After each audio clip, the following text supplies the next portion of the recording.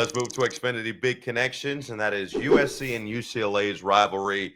Maybe a different conference, as you mentioned, Todd, but it really same hatred, same vitriol. All of that still applies. The series known as the Crosstown Cup. There are hate weeks for each school. That's where we're at. Hate weeks at UCLA. The week before the game is known as Beat SC Week, officially dubbed Blue and Gold Week. At USC, the week before the game is Troy Week, or more popularly, Conquest. And USC wraps a Trojan shrine.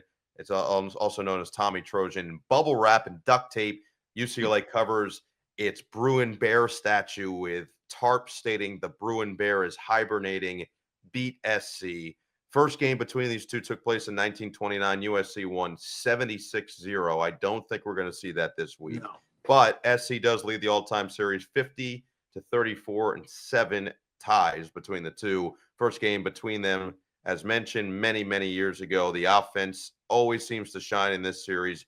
Each team has scored at least 20 points since 2017. But UCLA has actually won a couple here, including last year, 2 of the last 3. Trophy is known as the Victory Bell, which is an awesome view. Oh, there it is.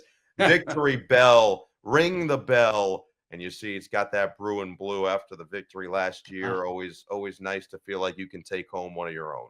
Do they repaint it, or do they have 2 separate ones with the school colors? I honestly don't know, but I would imagine they've got to have 2 separate, right? To have to repaint every year, that feels wrong. Yeah, that's pretty extensive paint job right there. But that's a cool trophy. And I already mentioned the uniforms, which are awesome in this game. And you just think about historically some of the great players, particularly offensive players that have stood out over the years for both squads.